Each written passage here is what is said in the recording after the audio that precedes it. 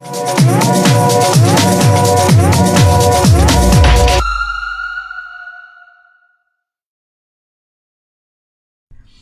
¿cómo están? Le damos la bienvenida a un nuevo encuentro sobre la mesa. Primero que nada, le quiero dar la bienvenida a mis compañeros de panel. ¿Cómo estás, Ernesto? ¿Qué tal, Andrea? Un gusto encontrarnos nuevamente acá en este estudio. ¿Cómo estás, Gonzalo, en el día de hoy? Andrea, Pepe, un gusto de estar con ustedes. Gracias, Gonzalito. Hoy los queremos invitar a tocar un tema especial. Es un poco la evaluación de estos 3 años de gobiernos. ¿Arrancás tú, Ernesto? Sí, en realidad hay mucho para hablar. 3 años de gobierno, mucho para hablar, pero no porque se haya hecho mucho, creo yo, sino porque realmente fueron muchas las cosas que pasaron y podemos arrancar desde la pandemia. Si quieren podemos empezar recordando que este gobierno, si bien asume un desafío que no se esperaba, pero no se esperaba no solo para este gobierno, sino para ninguno a nivel mundial, ¿verdad? Que fue el tema de la pandemia del COVID, que bueno, trajo un montón de restricciones de movilidad, que eso pausó la economía y bueno, obviamente causó un poco de alarma más al inicio que después, porque Uruguay fue uno de los que dentro de todo supo o pudo manejar la pandemia de la mejor manera, pero a mi criterio y por lo que yo entiendo, se manejó también gracias a los hospitales como estaban acá en este país, ¿no? Al sistema de salud que el Uruguay tenía. Creo que fue pilar fundamental para poder hacerle frente a esta pandemia que recordemos que también se enfrentó con políticas económicas cuando hicieron el fondo coronavirus, que hasta ahora, no sé si alguno de ustedes tiene alguna cifra, algún dato. Yo te iba a preguntar si vos sabías algo cuando lo nombraste, porque creo No, yo hasta ahora no. Por lo que tengo entendido, el gobierno iba a declarar después que terminara sus 5 años de mandato en qué se gastó el fondo coronavirus. Recordemos de que hace poco el gobierno había anunciado de que se gastaron más de $1.000 millones en pandemia, ¿no? Vaya a saber en qué. Vaya a saber en qué, porque, por ejemplo, una de las cosas que más explotó fue el aumento de las, no solo de las tarifas, que fue un aumento del 10%, de primera, de arranque, o sea, en plena pandemia, asume el gobierno, mete 10% de aumento de tarifa, recorta el 2% de la compra con tarjeta, inmediatamente congelan varios salarios, hacen despidos en muchísimos lugares de trabajo. El gobierno ausente para eso, se les dio una canasta de 1.200 pesos, recordemos, a algunas y personas. acordate que al principio fue una canasta por una única vez. Eso fue como arrancó. Después la acomodaron un poquito y la estiraron un par de meses más. Pero la primera era 1.200 pesos y con eso te salvo. Exactamente. Y bueno, y por ejemplo, cuando empiezan a aparecer las ollas populares, que fue la primera explosión que trajo estos 100.000 nuevos pobres que se crearon en pandemia, ¿no? Recordemos que este gobierno entra al hacer estos ajustes, más la especulación de precios, que eso es una cuestión más bien del mercado, no tanto del gobierno, pero que el gobierno sí puede controlar. Recordemos que una lata de poroto que te valía 35 pesos, en plena pandemia ya te valió 50, 60 pesos. Entonces, hubieron precios que hasta se duplicaron del día a la noche, o sea, los huevos y tantas cosas más que después se utilizaron para memes. Y bueno, todo eso trajo que 100.000 personas cayeran en los niveles más bajos. Obviamente no eran 100.000 nuevos pobres en realidad, ¿no? Porque, o sea, hay un montón de personas que estaban en una situación más o menos de trastabilleo ahí ya con el gobierno del Frente Amplio, y obviamente un ajuste, por más pequeño que parezca ante los ojos de los demás, en el bolsillo de esa gente que tiene tan poquito, fue lo que determinó que ya no le alcanzaba. Si a gatas tenían para comer, ahora ya no tienen ni para comer y terminaron saliendo a las ollas populares. Que lo voy a redondear por acá, porque como tenemos varios para hablar, quiero hacerle recuerdo a la gente que el gobierno no destinó ni un peso para las ollas populares en plena pandemia. El gobierno aparece atrás. No solo eso, sino la persecución que tuvieron después, ¿no? Claro, bueno, después armó una cacería bruja con las ollas populares, que ahora de nuevo se está ayudando a la gente, porque el gobierno tiene ese doble discurso, ¿no? Esa cuestión de que le sirve a veces decir que están ayudando a la gente, y a veces le sirve también decir que la gente no está pasando mal. Decían que no era, que las ollas populares eran un invento del Frente Amplio, y después terminaron este año destinando más de $100 millones. para cubrir estas viandas de comida congelada que van a repartir a través de Linda, y el año que viene más, o sea, se duplica. No sé por qué justo en campaña electoral se duplica el presupuesto cuando estamos mejor, pero... No sea mal pensado, oiga. No. Estoy diciendo que por fin les costó 5 años darse cuenta, entender los problemas de la gente, pero por lo menos se dieron cuenta. No ponga palos en la rueda, usted siga. No, para nada. Nosotros estamos acá para informar y está bueno que la gente lo sepa, cada uno desde su humilde punto de vista, pero estamos acá siempre hablando con la información y los datos que estamos dando. Ustedes mismos lo pueden verificar y se van a dar cuenta que es así. El gobierno no destina ni un peso en pandemia. Aparece a través de Uruguay Adelante, que es un tema para hablar de todo un programa, recién en el año 2021. En el año 2020 la gente subsiste gracias al almacenero, a los sindicatos que se pusieron la camiseta, que les habla, tuvo la oportunidad de salir con prácticamente todos los sindicatos, de una u otra manera en distintas brigadas por la capital y por el interior también. Así que bueno, es importante reconocer que el gobierno se enfrentó en su primer año a una pandemia que la supo sobrellevar gracias a un financiamiento que hubo de privados, de públicos, bueno, recordemos que los públicos también se congelaron, o sea, les habían rebajado el sueldo por 3 meses, una cosa así, ¿no se acuerdan? Y bueno, y más plata que entró al país de distintos lugares, y un préstamo, que esto no lo sabía ni siquiera varios compañeros dirigentes que tuve la oportunidad de hablar, que el gobierno pidió un préstamo al Fondo Monetario Internacional en pandemia, que no se supo para qué se destinó. O sea, estamos hablando de que creo que eran 300 o 400 millones de dólares que pidieron en pandemia, que tampoco se dijo para qué. Pero bueno, la cuestión es que la pandemia pasó y cada uno podrá sacar sus conclusiones de lo que fue el primer año de gobierno. Andrea, ¿vos qué pensás? Bueno, yo te voy a hacer una acotación ahí y te voy a complementar lo que estás diciendo con lo que también se anunció en este mes el presidente de la República con respecto a las rebajas de impuestos que va a hacer.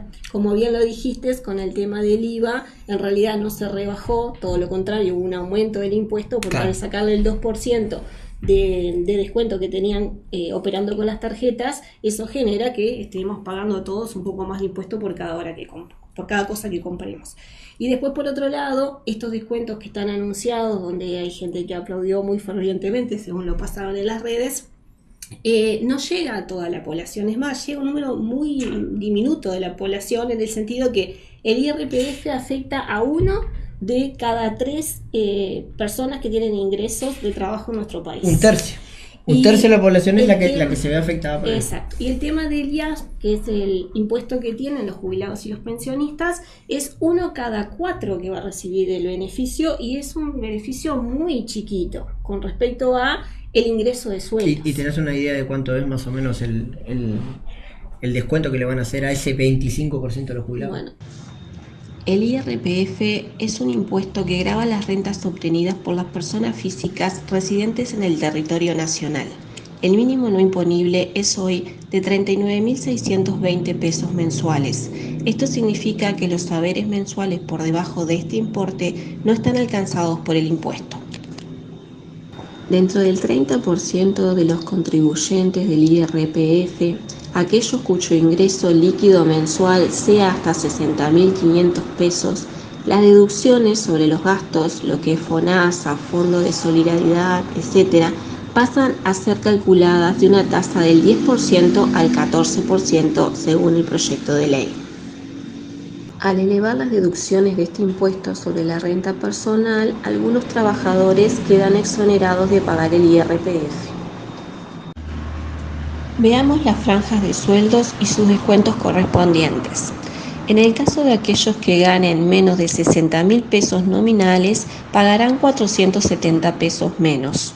Para aquellos que ganen hasta 70.000 pesos nominales, pagarán 550 pesos menos. Y en el caso de los que ganen menos de 84.900 pesos nominales, pagarán 650 pesos menos. 90.000 pesos, es una locura lo que estoy escuchando. tal cual.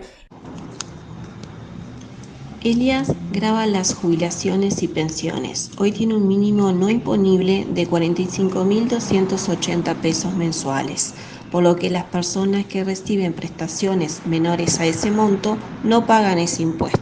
Ahora se prevé aumentar el monto no imponible a 50.940 pesos. Según trascendió en medios de prensa, 750.000 personas cobran anualmente pasividades. De esas, 197.600 son los jubilados que en el 2021 pagaron este impuesto. Con esta medida, cerca de 20.000 personas dejarían de pagar ese tributo. Esto último que vos decís, voy a empezar por esto, porque es importante. Cuando el gobierno pone en el Parlamento el proyecto de reforma a las jubilaciones, la excusa para llevar esa reforma es que las cuentas no dan más y hay que acomodarlas. Por tanto, necesitamos ingresos genuinos, porque si no, eso es lo que nos dicen ellos, dentro de 2 días, en términos históricos, no vamos a poder cobrar más jubilaciones. ¿Tá? Ahora, 2 días después, presenta una rebaja de impuestos, porque es eso, yo creo que es una rebaja de impuestos. Es una rebaja de impuestos. ¿Ah? Pero que implica una renuncia fiscal de 80 millones de dólares al año. ¿Tá? Entonces yo no entiendo bien. ¿Para qué la va el gobierno? ¿Precisa reforzar las cuentas públicas o cree necesario renunciar a 80 millones de dólares? Que además, pero es que ahí está la historia. El tema es el balance que ellos le vayan a dar. Y ahí es el problema donde a mí se me descangalla todo. Porque tanto en la reforma de la jubilación como en esta disminución de impuestos, siempre quedan por fuera los que la tienen más complicada. Porque ahora le va a descontar esos 650 pesos a uno que gane 90 palitos. Claro. Yo, la verdad, yo tengo muchos amigos, y tengo unos cuantos que tienen guita, pero la mayoría de mis amigos no ganan 90.000 pesos. Entonces, a la mayoría de mis amigos no le va a descontar ni 600 pesos. Entonces, para mí, es más de lo mismo, esa falta de... Hay unos frente amplistas que dicen falta de rumbo. Yo creo que no es falta de rumbo, el gobierno tiene el rumbo claro. Muy claro. Gobierna para su clase, y punto. Lo que tiene en el medio es esa cintura para ver cómo manejo, y mucha improvisación. El rumbo está claro, pero improvisan demasiado y le pasan estas cosas, o le pasan cosas que además deberían ser, son inmorales. Vos hablabas del comienzo de la pandemia. La ministra Azucena Arbeleche salió 1 año y medio atrás a decir contenta que en pandemia se habían ahorrado 600 millones de dólares en este país. ¿Quién los pagó? El pillaje lo pagó. Los que ganamos chirola. Y eso 2 más 2 da 4. Entonces, ahora va el presidente, estuvo en el Parlamento, lo aplaudimos todo, una maravilla. Yo debo decir esto, pónganle comillas, perdón, paréntesis. A mí me gusta que vaya el presidente al Parlamento. A mí me encanta. Cuando se acuerda que no gobierna solo que tiene que rendir cuentas, está buenísimo. No, Luisito. Cualquier presidente uruguayo me gusta. Porque eso no está establecido en la Constitución. Los gallegos, los españoles, si no va un gallego me va a matar. Los españoles lo tienen establecido en la Constitución. Los norteamericanos lo tienen establecido en la Constitución. El presidente de Estados Unidos va y da un discurso que creo que se llama Discurso del Estado de la Unión. O sea, el estado de cómo vienen las cosas. Yo creo que es una cosa linda que acá lo hagamos. Creo que yo en eso se lo banco al señor presidente. Porque es una forma de que el Poder Ejecutivo y el Legislativo tengan contactos que a veces no los tienen. Pero fuera de eso... Te voy a hacer una pequeña evaluación en eso. ¿Sabes que escuché una declaración de García que decía que en el artículo 168, inciso quinto... no, eso es demasiado técnico. Bueno, hay una... Porque te estuve chequeando. Porque se dedica a eso. Hay un artículo donde debe dar cuentas el presidente de la República cada año. No es algo que le salió natural. Es que yo lo tenía entendido que sí, Gonzalo. Yo tenía entendido que sí, pero la gente ahí en los comentarios, es importantísimo, gente, que siempre comenten y compartan este video para llegar a más y más personas. Gonzalo, te quiero hacer una acotación con respecto a lo que vos estabas diciendo de cuánto gana la gente. 500.000 de uruguayos están ganando menos de 20.000 pesos. 500.000 de uruguayos están ganando menos de 20.000 pesos, que hasta ahora no hemos visto ningún tipo de política que indiquen que hay una preocupación por la rama más baja de la sociedad. No digas eso, son malos. Si hemos escuchado a Pablito, al ministro de Trabajo, decir hasta el cansancio que en el mejor de los escenarios, el 1 de marzo del 2025, los trabajadores y trabajadoras uruguayas van a haber recuperado el salario del 2019. Por eso. Yo no sé cómo no tiene vergüenza usted de decir eso, don Miere. Y usted, eso que dice que es, dice él que es izquierda. Yo no sé cómo le da la cara. Pero por eso te digo, no seas malo. Yo lo he escuchado a Miere decir que es de centro, que es de centro, pero tirando a la derecha, pero no la derecha de Manini, aunque sí la de Manini después que se juntaron, y que es un poco de izquierda, pero que a veces, bueno, no sé qué es lo que es Pablo Miere, pero lo que sí sé que las políticas del Ministerio de Trabajo en este país no han favorecido nada a los trabajadores, por lo menos a los de las ramas más bajas, y ni que hablar, bueno, los consejos de salarios, cómo han decaído en este periodo de gobierno, cómo los trabajadores no solamente han tenido una pérdida del salario real de más del 60% en algunos de los casos, o sea, más del 60% de pérdida del salario real, que demoró. Recordemos que cuando un país le va bien cuesta muchísimo que los trabajadores puedan mantener el crecimiento salarial, y de hecho en este país duró 15 años para que los trabajadores pudieran ganar un 55% más de crecimiento de salario real, que ahora en tan solamente 3 años ya bajamos 65%. Entonces, ¿cómo se recupera eso?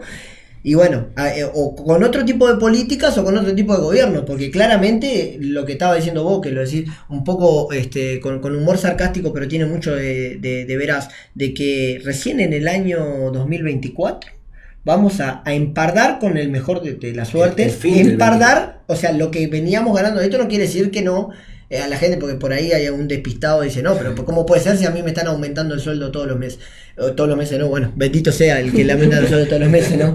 Me están aumentando el sueldo una vez por año, antes eran 2 veces por año, ahora es una vez por año, pero lo que pasa es que la inflación, lo que suben las cosas, lo que vos consumís, sube mucho más de lo que sube tu sueldo. Entonces la diferencia que hay entre ese balance es lo que hace la pérdida del salario real. Tenemos también el tema de que si bien hay como un incremento de la ocupación o disminución de la desocupación, tiene mucho que ver con el 10 y el 18% de lo que son los jornales solidarios. Exacto. Que es algo por debajo de los valores normales de cualquier sueldo, y que es por un tiempo limitado hasta que haya voluntad política, que de algunos lados lo están peleando más que otros. Sí, los jornales solidarios también nacen principalmente de las intendencias, por lo que tengo entendido. Sí. O sea, ya que el gobierno, o sea, esto tendría que ser una política gubernamental, no departamental. Los jornales solidarios es una política de los gobiernos departamentales para intentar a paliar un poco lo que es la crisis que se está viviendo,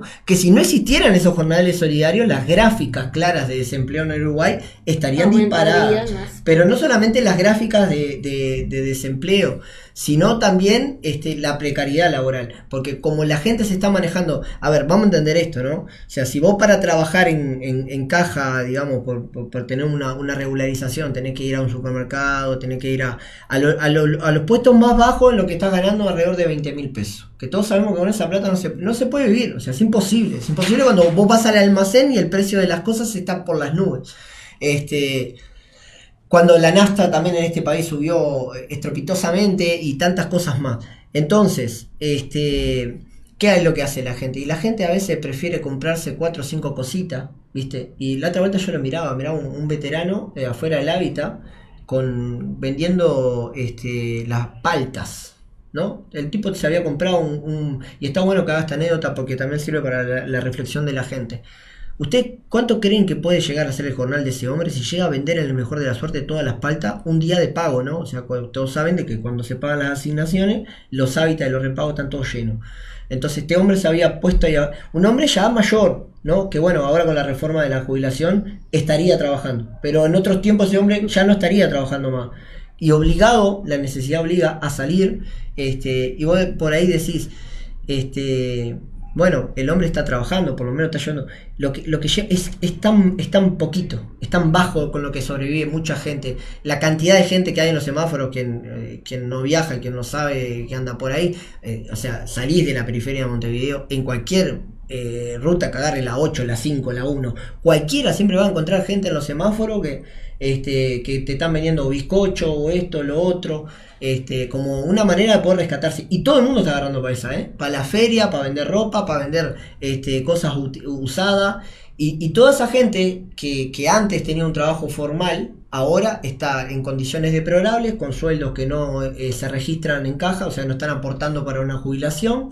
Y encima con unas condiciones mucho peores y más sacrificadas de las que estamos viendo antes. Entonces lo que yo puedo decir, por no solamente las cifras, sino por lo que uno palpa en la calle, de que la calidad de vida de los uruguayos, bueno, y de hecho las cifras dicen, ¿no?, de que el poder adquisitivo ha bajado, pero la calidad de vida de los uruguayos, por lo menos de la parte más baja, o de menos poder adquisitivo, ha disminuido muchísimo en este país. Hice dos acotaciones de eso y ya le doy lugar a Gonzalo. Una, recordar ese 500.000 de personas que decías, que también tenemos 980.000 personas que están en el clearing. O sea que además de tener pocos ingresos, tampoco tiene expectativa de poder sacar un préstamo y amortiguar algún mes que esté más corto que otro, o que no venda tantas paltas ese mes y pueda tener acceso a un préstamo.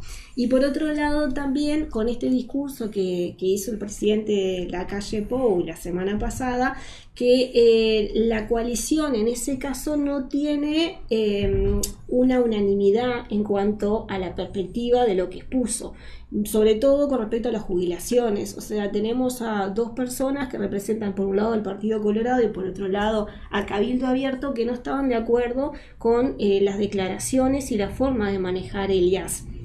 Por un lado, en el caso de Gustavo Zubia, lo que dijo es que estaba muy molesto. Molesto, muy molesto. Nos olvidamos de 160.000 jubilados a los que les prometimos y nada.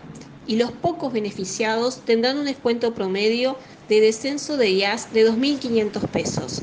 Acá me gustaría hacer una acotación, ya que en el tuit siguiente Zubia aclaró que donde dice 2.500 debió decir solamente 500 pesos.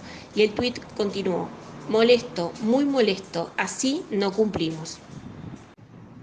En otro de los tuits, Zubia recordó cuando el ahora presidente de la República anunció en plena campaña la derogación total del IAS. No parece justo que aquella gente que ha dado todo por nuestro país en el momento que necesita de la sociedad queden varados, queden sin afecto, queden sin visitas, queden endeudados, que no les dé la jubilación y que todavía le cobren un impuesto a las jubilaciones que vamos a derogar el 1 de marzo del 2015.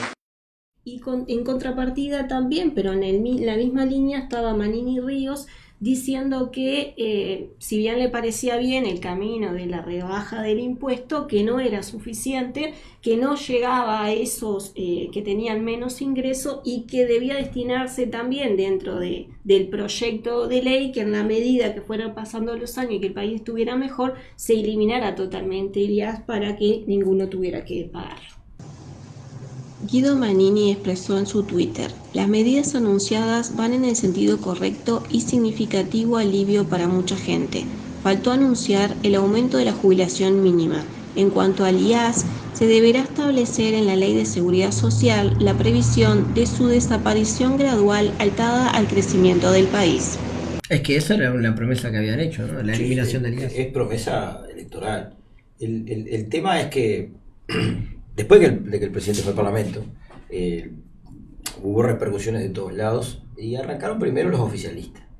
Yo escuché al doctor Sanguinetti, expresidente de la República, ¿no? O sea, no es cualquiera que habla, diciendo básicamente que nosotros es la primera vez que asistimos a una reforma, a una disminución, a una rebaja de impuestos. Eso es un disparate. Ha ocurrido muchas veces en este país. Y sobre todo, porque la cuestión es ponerse el verbo rebajar y capaz que el doctor Sanguinetti tiene razón, pero en realidad que te saquen impuestos no es la primera vez que pasa. En mi tiempo vital, yo nací en el año 73, tengo la misma edad que el presidente. Mirá que bien. Pero él es presidente, yo no. Bueno, ustedes no se lo recuerden. Yo creo que nadie quisiera ser presidente en estas condiciones. No. Con los quilombos que hay, déjalo a él. Después vemos y lo arreglamos. Él se los creó, déjalo a él que se los salga de ahí. En el gobierno del Frente, una de las primeras cosas que lleva adelante es una reforma tributaria en este país. Exacto. El IRPF no es un invento antojadizo. Recuerden, trabajadores, trabajadoras, jubilados, jubiladas de este país, que antes ustedes pagaban más de impuestos. ¿Tá? Y lo pagaban todos igual, sin importar qué plata ganabas.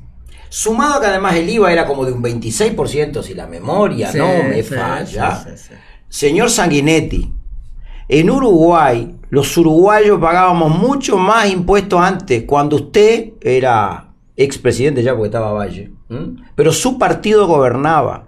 Llegó el Frente Amplio y realizó una reforma impositiva, tributaria, que benefició a la mayoría de la población. Claro, no benefició a los amigos del doctor Sanguinetti ni a los amigos del doctor Lacalle, padre o hijo, el que quiera. Benefició a los que cobraban chirolas por su salario, chirolas por su jubilación, sacándole el IRP, era el impuesto a los sueldos, a todo lo que tenían, de acuerdo a lo que quién pagaba por jubilación o por trabajar, y lo transformó en el IRPF, que es un impuesto progresivo. Cuanto más ganás, más vas a pagar. Exacto. Y además bajó como 4 puntos de IVA.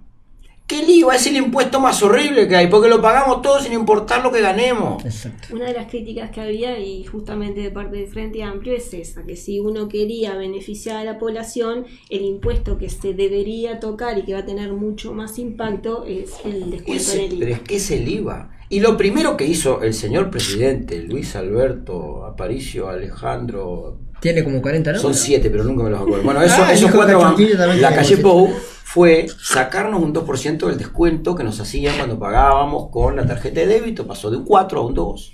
Bueno, eso es una... Por donde lo mire, vos pagabas un 2, pagabas un 4, te descontaban un 4, perdón, y ahora te descuentan un 2, quiere decir que pagas un 2 más.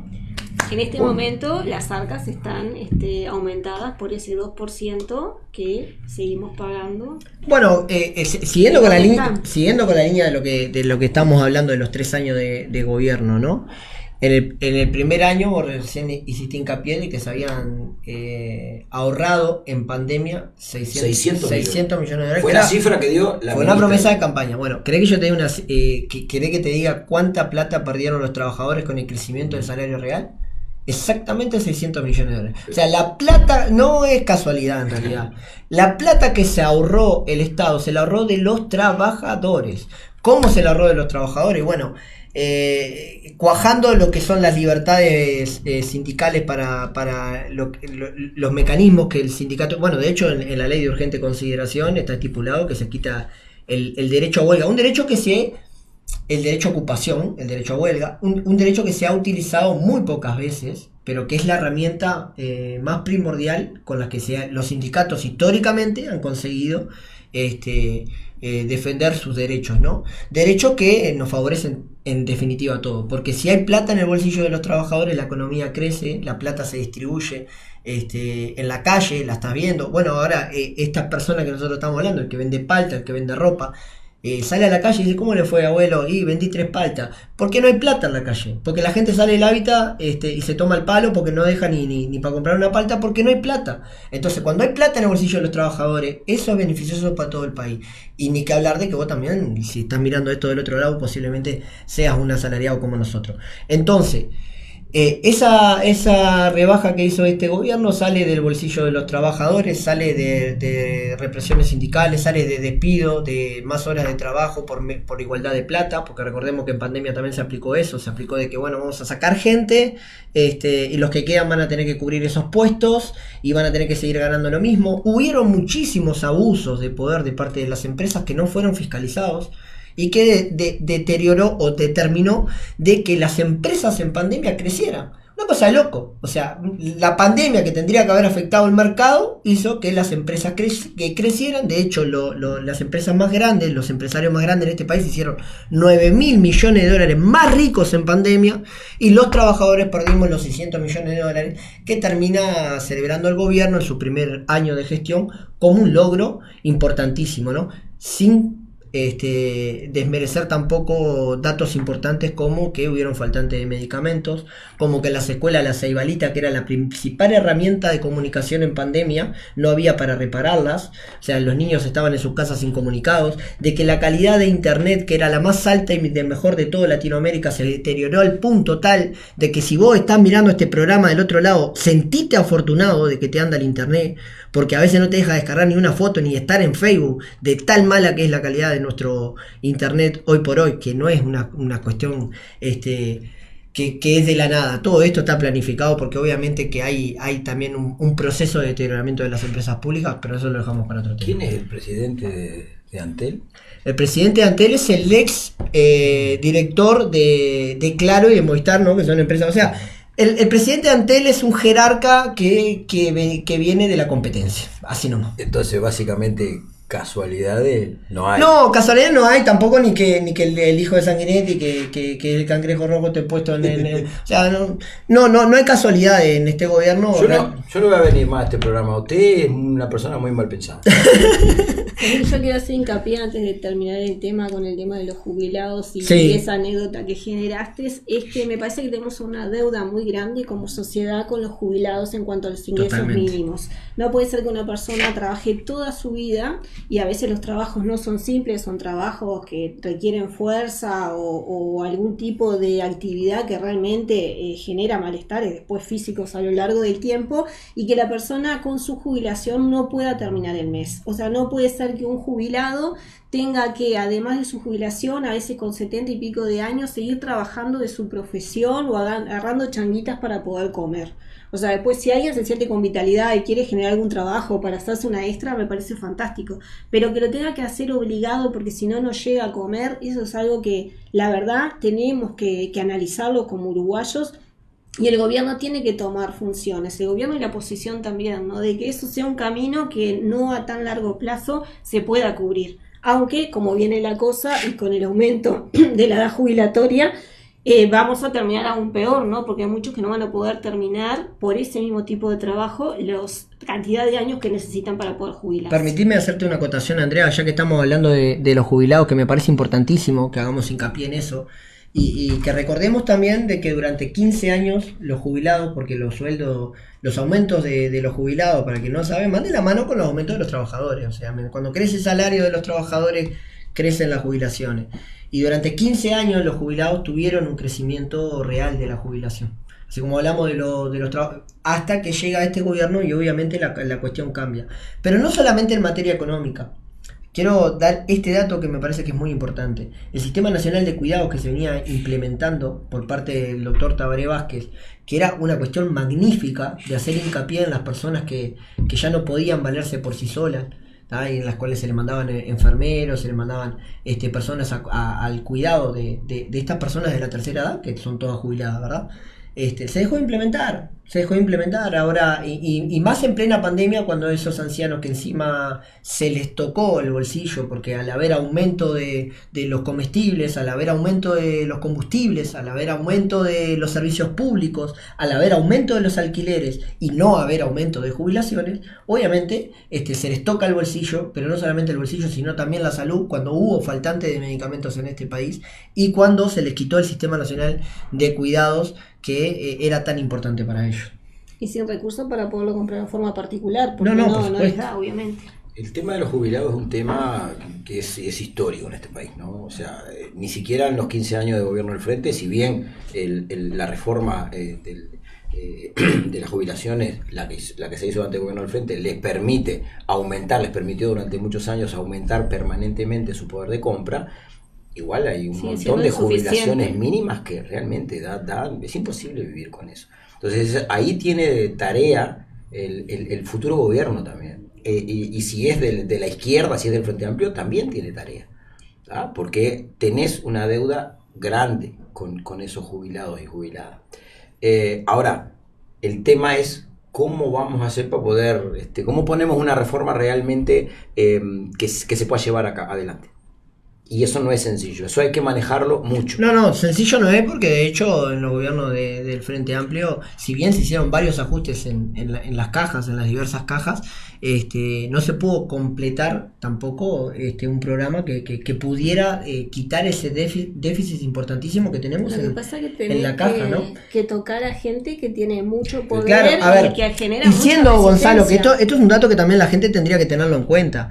Cuando en el año 2005 teníamos 38, casi 37 puntos y pico de pobreza, Sí. que lo terminamos dejando en 9, o sea, bajaron 30 puntos la pobreza los gobiernos frente amplistas. No solamente eso, sino que 600.000 personas se incorporaron a la caja. O sea, gente que no pagaba, porque eso también es importantísimo saberlo, Los ¿no? ingresos Aún fueron- así, que el Frente Amplio incorporó a 600.000 uruguayos dentro de los aportes a BPS, seguimos teniendo un problema, que hay un desfasaje que principalmente, para los que no saben, lo volvemos a repetir, viene de la caja militar, ¿no? Un dato les tiro ahí nomás. Lo que nosotros gastamos en pagarle las jubilaciones a los más altos cargos de militares de este país es el doble de lo que se gasta en el presupuesto de todo el Ejército Nacional. Es un dato número. No, y el tema de los empresarios, de los grandes empresarios, no del empresario que tiene una empresa chiquita y va a trabajar todos los días y tiene un par de colaboradores, sino estamos hablando de aquellos que generan cadenas en el país, que aportan lo mismo o menos que aquel que tiene una carpintería en su casa. Ahí creo que es donde está el otro punto, más allá también de la caja militar sin duda, pero es toda una caja de Pandora eso, no tocar ahí. También tiene que cambiar el nivel de ingreso en otros sectores que al Frente Amplio tal vez en ese momento no le dio como para profundizar mucho ahí.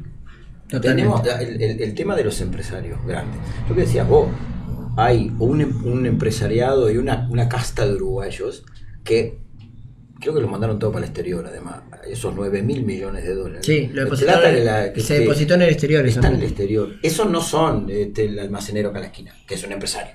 No, estamos hablando de señores. Entendamos que esa fuga de capitales perjudica muchísimo la economía local. No, pero no es que perjudica la economía. Lisa y llanamente, es un disparate. Deja de ¿Por qué girar. eso? Pero ahí está la historia. Es claro, deja de estar acá esa plata y Deja de circulando en la girar. gente. Vos necesitas como gobierno, seas del color que sea, que la mayor cantidad posible de dinero gire en el mercado interno. ¿Tá? A los trabajadores no hay como pedírselo, los trabajadores lo hacemos ya per se, porque no viajamos, no tiramos los millones de dólares que ganamos para afuera, lo gastamos acá. Entonces ahí viene la historia. ¿Cómo salvamos a un montón de jubilados? Básicamente hay que tocar a quien hasta ahora, ni siquiera en los gobiernos del frente, eso hay que decirlo, por cierto, tal cual. se tocó. ¿Cómo? Es difícil porque no podemos, yo no voy a caer en el simplismo de decir, vos tenés guita, entonces ponés una X cantidad de plata y punto, y si no te gusta andate del país. Eso es muy simple, eso no se puede decir responsablemente, pero hay que hincarle el diente a eso. ¿Por qué? Porque tenés un montón de empresarios uruguayos que ganan fortuna. En Estados Unidos, a mí me contaron una vuelta, existe algo que se llama los empresarios patriotas. Son gente millonarios, recontramillonarios, ¿no? Pero que dedican una parte de sus millones que ganan para ponérsela al país, a Estados Unidos. Invertirla para el gobierno, o del de turno, ¿no? Que lo pongan en la gente. Acá yo creo que es imposible pedir unos empresarios uruguayos patriotas, pero algo por el estilo podría existir. ¿Por qué? Porque sencillamente ganan mucha plata.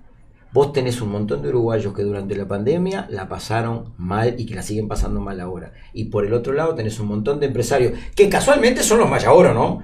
Los Mayaoro que el presidente dice que arrastran la economía. Lo primero que hacen es sacar 9.000 millones de dólares al exterior y no los dejan girando acá.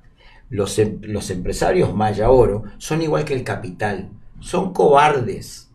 Donde hay un riesgo, no, me la llevo, y mucho menos colaborar con parte del pueblo. Bueno, yo creo que ahí hay tarea. Hay empresarios que en este país, estaría bueno que la gente entienda un poquito cómo surgen estos Mayaoro. Estos Mayaoro, o sea, hay que entender que Uruguay fundamentalmente es el puerto de Montevideo. Por eso se hace tanto hincapié dentro de estos 3 años de gobierno también este acuerdo inconstitucional e ilegítimo que se hizo para regalar el puerto de Montevideo hasta el año 2081. quizás mucho de lo... Nosotros quizás no lo vamos a ver, o sea, no vamos a ver la recuperación de ese puerto. Hable por usted, que yo tengo intenciones de Usted, 120 sí, años. intenciones yo tengo un montón, pero de ahí a que lo pueda... la cuestión es que obviamente, cuando estábamos en la banda oriental, había mucha tierra para adentro. Oye, clase de historia, Poca gente. a mí me gustaba. ¿Te gusta la clase de historia? Bueno, escuchate esta. Obviamente, empiezan a repartir el reparto de tierras, que para acá, para allá, tomar tantas hectáreas y llevarte gente para adentro porque había que colonizar. Muchos de ellos ingleses, ¿no? O sea, hay que entender que los ingleses acá tenían estaban fuertemente arraigados, españoles, los ingleses. Bueno, de ahí también nacen los oportunistas, ¿no? Los criollos oportunistas, como la familia de quien está ahora a cargo del Ministerio del Interior, los Heber. Y Heber lo ha contado varias veces. Sí. Que la hija, o sea, esto en la historia es así, el abuelo de Heber se casa con la hija fea de los Clara Jackson, que nadie la quería agarrar a esa, entonces la agarró el susodicho abuelo del quien está ahora de ministro. Creo que es el bisabuelo, ¿no? El bisabuelo. El bisabuelo. Un par de generaciones. Bueno, ¿quién no conoce el colegio Clara Jackson de Heber? Clara Jackson de Heber. Viene de ahí, gente. Para el que no lo sabe, ¿viste? Te comiste un dato nuevo. Ahora, ¿qué pasa? Toda esta gente que históricamente tiene tierras, nunca se les hincó el diente. Quien había querido hacerlo en un momento había sido Pepe Valle. Y bueno, así terminó el país, ¿no? Una guerra machaza. Pero escuchá, vos entre los se peleó con los blancos. Los herreristas, que son los que están gobernando ahora, contra las políticas de Pepe Valle, que era un socialista, que era una persona de izquierda. Por eso todas las personas que realmente son vallistas están ahora en el Frente Amplio. Creo que no debe quedar. Dijo que Talvi dijo que Colorado. ¿Quién era que dijo? Colorados quedan pocos, ya pasan mal, pero.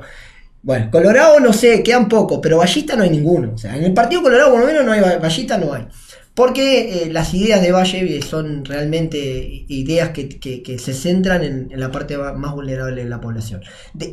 Esto viene históricamente del Uruguay, en la que no se les puede tocar a esos terratenientes, a esos personas dueños de campos, que muchos de ellos están gobernando hoy acá en este país y entran todos los días al Senado, y otros entran a torre ejecutiva. Esas mismas familias eran las que concursaban para candidato a presidente. A ver, pero por eso mismo, cuando se hacen las votaciones de este tipo en el Senado, los Manini votan en contra, bueno, Delgado, que no está en el Senado ahora, pero también, porque viste que Delgado, te pasa un chivo, te devolvió los campos de colonización. Sí, y claro. sí, ya era hora, ¿no? Porque eso era para que lo usaran, no para que...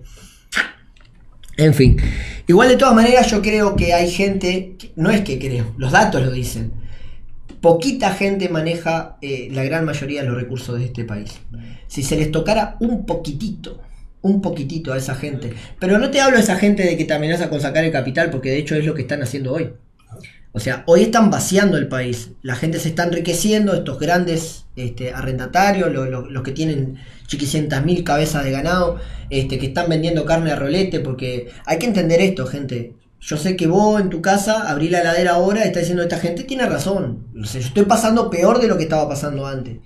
Pero hay algo que no me cuadra, porque el presidente dice que estamos mejor. Ambos tenemos razón, nosotros y el presidente. O sea, nosotros estamos mejor como país. ¿Pero por qué? Porque nuestro Producto Bruto Interno ha aumentado. O sea, cuando dicen de que el Frente Amplio gobernaba los vientos de cola y la zafra y no sé qué, esta es la zafra. Nunca jamás un gobierno frente amplista exportó tanto como este gobierno está exportando, ni facturó tanto como este gobierno está exportando en productos del PBI. Hay mala distribución. Entonces, si como el Frente Amplio puede llegar en el año 2005 a hacer la reducción de impuestos que estaba mencionando vos, Gonzalo, mejorar la calidad de vida de los uruguayos, bajar 1 millón de uruguayos de la pobreza, meter a 600.000 en la caja, mejorar las condiciones generales de vida, bajando impuestos. Y este gobierno, que te aumenta los impuestos porque sale del bolsillo de nosotros, todo lo que está haciendo el gobierno sale de acá, no sale de los ricos, aún así nuestra calidad de vida se ha deteriorado. Esto muestra claramente dos flechas, una que va para allá y la otra que va para allá.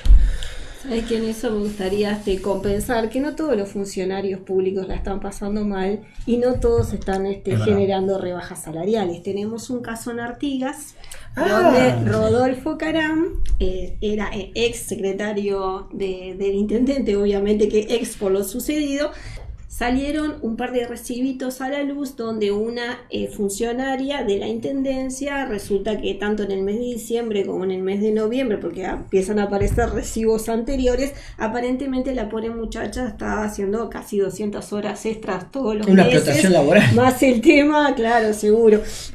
Más el tema de algunos feriados que también, pobre, la hacían trabajar. Resulta que esta funcionaria era la esposa de Rodolfo Caram, quien es primo de Carlos Caram, que es el intendente del departamento. Eso empezó a surgir la otra semana en entorno de los medios de comunicación, y después al salir el segundo recibo también estuvo la presidenta de ADEOM haciendo alguna denuncia, porque resulta que hay más de 50 funcionarios donde están cobrando ese tipo de horas que son todos extras. familiares de Caram. Y calculo que si no son familiares de Caram. están quedando todo medio en familia. Ese tipo de situaciones que nos reímos, pero la verdad son muy graves. Estamos generando que destituyeron a un ex vicepresidente por utilizar una tarjeta corporativa, y acá estamos hablando de que todo el plantel de la Intendencia, prácticamente no sé cuántas personas más habrán en oficinas, están cobrando por encima de esos Con razón sueldos. tiene déficit la Intendencia, ¿no? No, pero aparte tiene una cantidad de préstamos, y si la muchacha no hiciera esas 200 horas extras, que algunos suman unos 120.000 pesos más, no le da para pagar todos los préstamos que tiene. Y aparentemente no es la única, así que exhortamos también que dentro de la transparencia que están manejando se puedan estudiar estos casos en cada intendencia. El señor Caram, Rodolfo, fue destituido como secretario, pero le dieron otro puesto en productivo. En Acá pasa eso. Entonces, similar a la Peña, ¿no? Lo bajamos de un lado, pero en otro puede seguir trabajando igual. Es muy complicado el tema de las intendencias y cómo se maneja en cada departamento. Porque, a ver, hay lugares de este país donde si vos no trabajás en el cuartel o en la intendencia, no trabajás, no tenés trabajo. ¿No? Entonces la intendencia en cada uno de esos departamentos complicados tiene un peso de la gran flauta. Y hay muchos lugares donde se manejan como feudos. No feudo en el sentido de esto es mío, feudo de feudal, de la época medieval, donde el señor del castillo hacía trabajar a los demás, y en este caso pasa, en Artigas es terrible, es Caram, y más Caram, y si no es la señora de Caram, es terrible. A Rodolfo Caram lo sacan de acá porque hiciste todo mal. Pero por las dudas igual te consigo otro laburo de acá. Y 2 más 2 da 4. Y eso la gente lo ve y le molesta. Yo no sé cómo lo viven en Artigas. En marzo, un par de semanas voy a andar, fin de marzo voy a andar por Artigas. Le voy a preguntar a alguno. Pero en realidad yo creo que eso lo tienen que vivir mal los artiguenses. Independientemente de a quién voten. Porque ahí es donde no importa si sos Frente Amplista, Blanco Colorado, de Cabildo Independiente. Bueno, Independiente, no sé si vieron la última encuesta que salió, no. Le da 0 al Partido Independiente, una cosa, me parece que están desapareciendo. Pero bueno, Pablito, salud. Yo creo que la gente lo tiene que vivir mal independientemente de a quién votes. ¿Ah? Esto da como para hacer un programa entero. Sí. Pero es muy difícil de sobrellevar. Aparte, según denuncia Ripoll, es algo que pasa en varias intendencias del interior, claro. ¿No? Es como lo normal, está normalizado. Es que esa es la norma. La norma es hacer todo al revés. Y a ver, y esto quizás le pegue también a alguna intendencia que en algún momento fue Frente Amplista. Yo no lo sé, no estoy haciendo diferenciación de partidos en este caso. No, yo para porque mí todo lo que está mal, venga de donde venga. Como yo soy de Montevideo, puedo hablar de Artigas, lo que me dice la radio, la tele, los diarios. ¿Tá? Pero quizás en algún momento alguna intendencia Frente Amplista también cometió esos errores, excesos o como quiera. Y bueno, hay que acomodar todo. Ahora, lo que sabemos hoy no es de intendencia Frente Amplista, es de Artigas y alguna más. ¿Tá? Yo es que los puedo sacar un poquito de tema, porque este muchacho que hoy es presidente, muchacho porque tiene mi edad, ¿no? Por favor, señor presidente, botija. No. Este muchacho que hoy es presidente. Vos tenés más pelo que él, por lo menos. Bueno, no entremos en el tema calvicie. Yo vengo bien, tengo las 2 entradas con garaje acá, pero vengo bien. Lo que llama la atención es lo que no dijo cuando fue al Parlamento. Porque él no habló de nada de lo que hay en la radio, en los periódicos, en la tele. Habló de todo lo demás. Dijo medias verdades. Es cierto, hay una rebaja de impuestos, sí, pero afecta a 4 y en 2 pesos. ¿Tá? Entonces, pero no habló de nada, de lo que le está pasando al país y qué es lo que la gente comenta. Yo, sinceramente, creo que él vive en Narnia, o sus asesores lo hacen vivir en Narnia.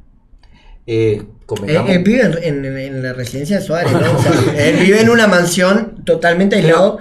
Escúchame, capaz que tiene una puertita en un ropero, como en Narnia, y él la abre toda la noche y va a hablar con...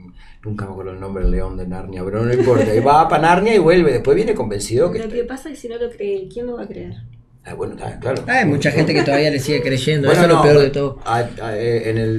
Lo fueron a recibir mucha gente, que era la barra Hitonian. No lo vi. Había un avión y todo, contento, una foto maravillosa del pueblo, hasta el pueblo, que esté contento, saludando al presidente por lo bien que nos gobierna. Había una publicación en Facebook que decía que una comparsa de barrio convoca más gente. Bueno, pero escúchame, otra que una comparsa de barrio. Yo estuve la semana pasada, no la anterior, en el corso del vecinal 13 en Sayago. ¿Vos sabés la cantidad de gente que había? Había el triple de gente de los que estaban ahí, en un corso de 3 cuadras, que por Avenida Rafo, de Ariel a Millán. Y había el triple de gente que habían ahí. Y todos se acordaron de él, porque casualmente yo iba con un amigo disfrazado de astesiano adentro de una cárcel. Pero bueno, no sé, todos se acordaron del presidente. Un misterio. Es que la gente cuando está mal se acuerda inmediatamente del presidente. Compañero, haciendo un poco el último resumen mío para cerrar, y también me voy a hacer hincapié en eso que vos dijiste, lo que no dijo el presidente. Sinceramente, compañeros, compañeras, uruguayos y uruguayas que nos están mirando del otro lado, porque por ahí no sos compañero ni compañera. Sería ideal que hubiera alguno que no fuera compañero o compañera y que nos mirara y nos criticara. Hay un montón. Llámelo que nos critica. Y las críticas siempre están abiertas. Yo suelo responder casi todos los mensajes, o la gran mayoría de los mensajes los suelo responder. Así que bueno, déjame tu crítica por ahí. Y también de paso el chivo, porque esto ya me tiene bastante enojado, por llamarlo de alguna manera. La gente que te debate en los comentarios, pero no se anima a sentarse acá en un debate. Si ustedes no me lo permiten, yo lo autorizo. Creo que lo veo venir. Invito a quien quiera debatir conmigo de este y todos los temas políticos, de los que quieran. Acá, en este mismo estudio, si Andrea lo permite también, sí, por supuesto.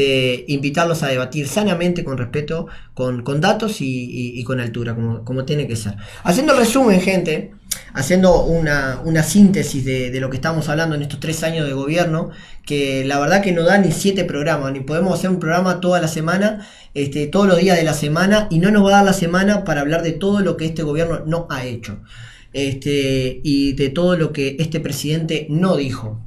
Este presidente no dijo de que iban a rebajar los impuestos y no lo hicieron, de que iban a bajar los combustibles y no lo hicieron, de que iban a defender las empresas públicas y las están desmantelando, de que hicieron una reforma jubilatoria que afecta a la mayoría de los trabajadores, de que también hicieron una reforma en la educación en donde no se consultó a los principales actores de la educación de este país, se los dejó totalmente por fuera a través de la ley de urgente consideración.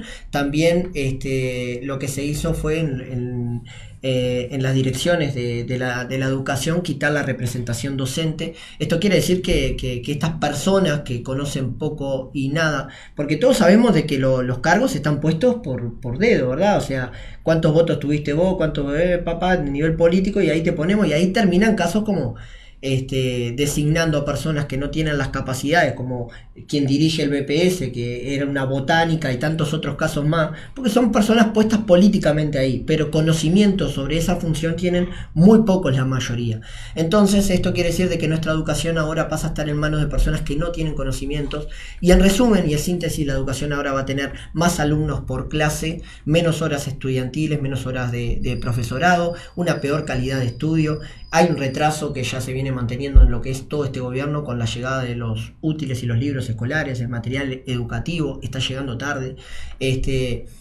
Eso es lo que está pasando en materia educativa, lo que está pasando en materia de jubilaciones, y lo que está pasando en materia económica es que el salario de los trabajadores sigue decayendo, de que el poder de compra de los trabajadores sigue decayendo, de que la pobreza sigue aumentando, un poco camuflada por las cifras y un poco camuflada también por la televisión, de que no te muestra de que cada vez hay más asentamientos, de que no se está pudiendo atender la emergencia de precisamente de viviendas, que se dijo que era fundamental también para este gobierno. De hecho, habían prometido 50.000 viviendas, las cuales van a cumplir con suerte 4.000 nada más de esas 50.000.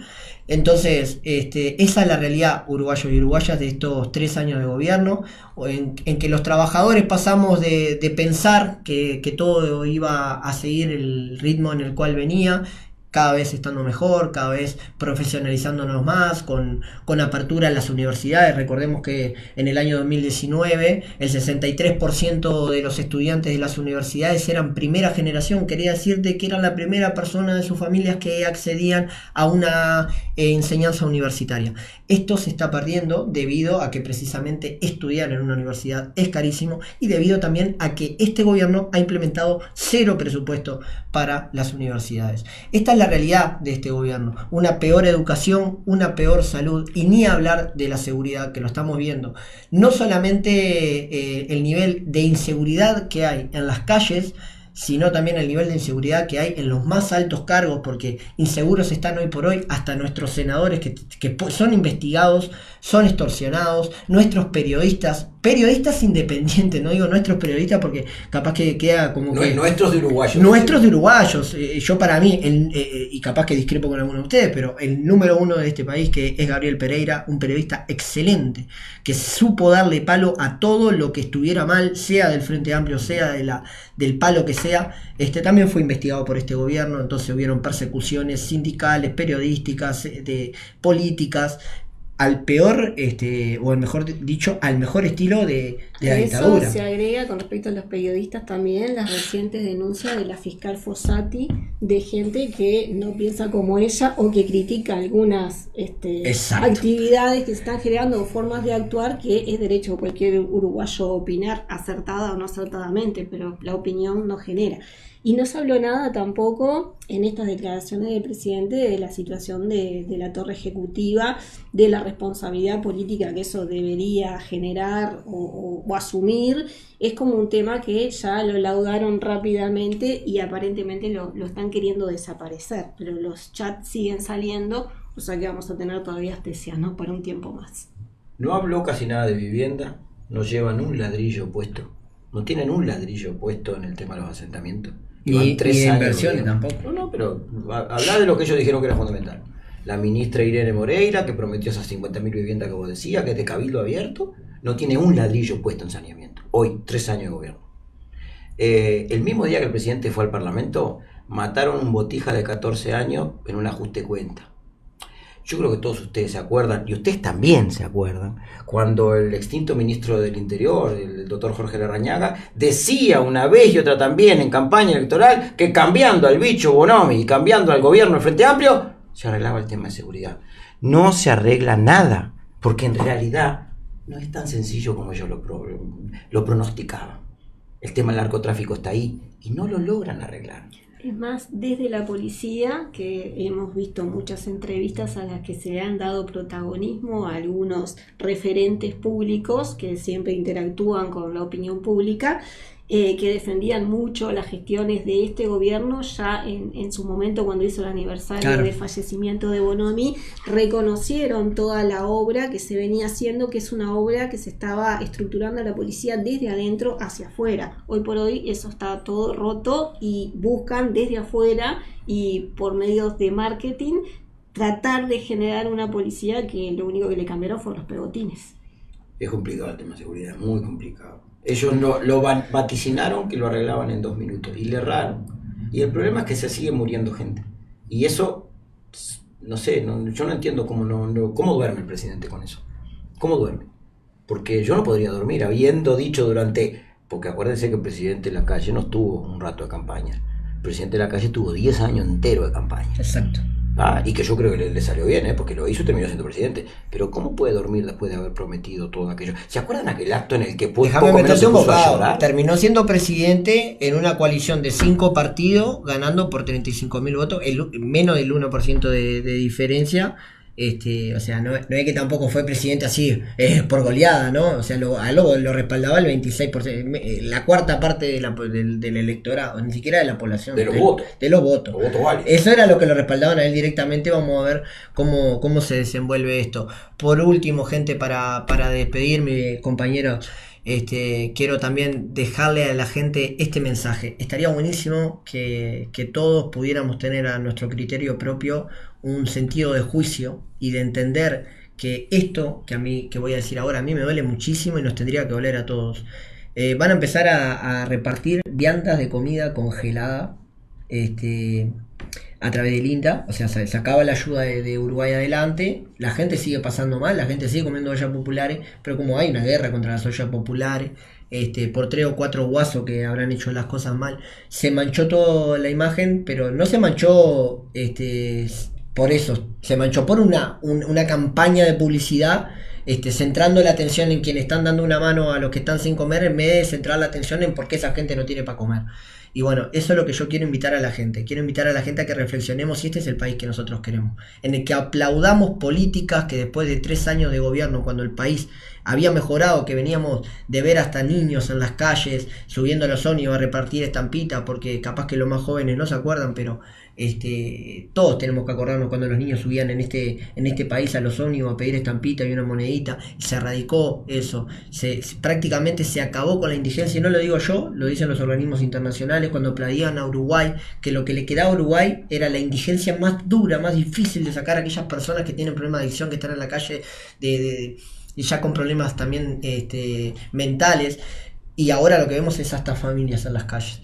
Y si este es el Uruguay que nosotros queremos, un Uruguay en donde el trabajo que nos prometen es de una remuneración que no te da ni para comer, que es denigrante, en donde te dicen de que estamos cada vez mejor, pero todos los índices indican que no, y donde tenemos que sentirnos contentos porque el gobierno destina 200 millones, o sea, duplica el presupuesto para el año que viene de lo que va a ser viandas congeladas de comida, cuando en este país lo que se precisa es trabajo. Yo me voy a quedar con una frase que ayer, mejor dicho, en la semana pasada, surgió de una reflexión que hizo Marcos Carámbulas y que fue compartida en WhatsApp, no con exactas palabras, pero en el contexto es que la próxima elección va a ser una elección ideológica. Va a ser el neoliberalismo por un lado, y por otro lado las políticas que tratan de forma más solidaria respaldar a los más vulnerados, una política más justa, una política más democrática. Así que veremos qué acontece a lo largo de este año en las internas también. Bueno, este año va a estar lindo, y el 24 ni hablar. Lindo para los que nos gusta la política y un poco todo ese berenjenal. Yo no sé lo que va a pasar el 2 o 1 de marzo del año que viene. El 2 sería, ¿no? Cuando este hombre vaya de nuevo, si lo sigue haciendo, esperemos que lo haga, yo reitero que a mí me gusta, al Parlamento. No sé bien qué es lo que vamos a ver, porque lo que estaría buenísimo, yo como uruguayo, me encantaría escuchar de lo que no habló y hacer un balance, y que en realidad estemos mejor. Yo no soy de los que pienso que si al gobierno de derecha, de esta coalición multiderechas que nos gobierna, le va bien, yo no me pongo mal, me pongo contento. ¿Qué más queremos que le porque vaya eso bien al implica país? que hay un montón de uruguayos y uruguayas que ahora están comiendo todos los días. Y hoy hay gente que está comiendo salteado. O sea, porque no es una cuestión de que... A veces hay algunos que no tienen ni idea de esto, ¿no? Pero los que nos movemos en la tierra, en serio, yo como todos los días, pero yo conozco mucha gente que la pasa mal. Pero mal no de que no puede cambiar el auto, de que no morfa. Y eso, el doctor Lacalle y compañía no lo ven. ¡Ojo! Mirá que hay muchos frente amplistas que tampoco lo ven, por las dudas, porque las cosas hay que decirlas como son. Pero la gente la está pasando mal. Y este señor festeja determinados logros maravillosos. El año que viene va a ir al Parlamento de nuevo. Bueno, vamos a ver cómo vienen los tiros. Yo vaticino un Uruguay en peores condiciones que esta. Porque si nada indica que vaya a mejorar nada. Para los trabajadores. ¿No van a alargar plata en los últimos años? Ya está firmada la largada Sí, de plata, sí. la largada de plata en el 24. En el 24, el último año Ah, de gobierno pero- aumenta, a ver, el último año de gobierno reduce la pobreza 3 puntos, te aumentan, te reducen el desempleo 1 punto, te bajan 2 impuestos, te bajan 3 pesos a la nafta y la gente empieza a aplaudir de una forma descomunal, se murió de hambre durante 4 años. Pero bueno. Es la receta. Es la Es la receta neoliberal, Acuérdense eso estamos más que claro. creo que nadie se va a ofender. Pacheco Areco repartía literalmente chorizo y alpargata. No me lo Y acuerdo. conseguía, me lo yo no me contaron. acuerdo. Yo no era ni nacido. Yo nací en el 73, pero ganaban las elecciones de esa manera. Entonces, es aplicar la misma receta, solo que te la van a dar en una tarjetita para que tener unos pesitos, o esto o lo otro. La plata se va a mover al final. Yo sinceramente espero que el pueblo uruguayo entienda, que esté lo suficientemente maduro como para que entienda que eso no es lo que lo puede marcar. Lo tiene que marcar las otras cosas, su voto, su manera de ver el mundo y el gobierno que quieren. Esto que vos decías, este es el país que queremos nosotros. Además, es el país que nos merecemos. Si el merecimiento existiera, es el país que nos merecemos los uruguayos y las uruguayas. Y yo creo que no. Entonces, analicemos los tiros como vienen. Bueno, si no tenemos más temas. No, pero espere, Perdón. invite para el próximo programa que viene. eso mismo. Perdón, me iba a adelanté, eso. disculpe. Estaba cerrando que si no tienen más Acá la temas, única seria es usted nos tiene que nosotros darnos orden. Nosotros obedecemos.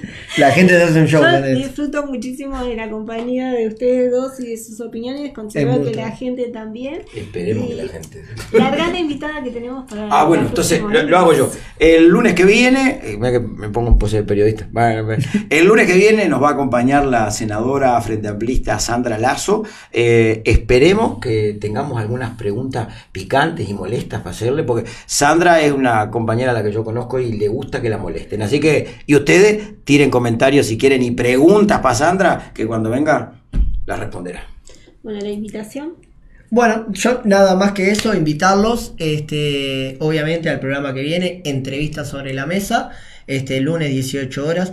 Y también a recordarles que este programa se escucha a través de Radio Frecuencia 808 de Salinas y que su servidor empieza a partir del próximo martes, el Loco Pepe 100% a las 18 horas, también un programa propio en el cual, bueno, no me van a estar acompañando estas estrellas, pero seguramente que alguno otro de la vuelta vamos a estar invitando y a ellos también en alguna oportunidad a participar de ese programa, que lo que pretende es, además de hablar de los temas políticos que van sucediendo, también interactuar directamente con referentes, no solamente de la política como lo hacemos acá, sino también barriales, sindicales, y bueno, esa es un poquito la propuesta que tenemos de Radio Frecuencia 808, los martes a las 18 horas, Loco Pepe 100%, lo invitamos a seguirlo, y lo puedes ver a través de mi página de Facebook, Loco Pepe Oficial, también lo vas a poder estar viendo, porque mediante que voy a estar en la radio haciendo el programa, vamos a sacar el vivo para interactuar con la gente. Bueno, Pepe, felicitarte por la Muchas iniciativa, gracias. desearte el mayor de los éxitos, y sobre la mesa lo pueden ver también en la página de Loco Pepe, en la página de Gonzalo Subera y en retuit.net. Te agradecemos mucho este espacio de habernos acompañado. Tu despedida, Gonzalo. La mía es éxito, Pepe. Muchísimas Contá gracias. con un servidor si precisas algo. Digo, porque yo sé bar mate, cebo. Y la verdad, de nuevo, un gusto estar con ustedes. Salud. Muchas Salud, gracias. nos estamos viendo, chau chau.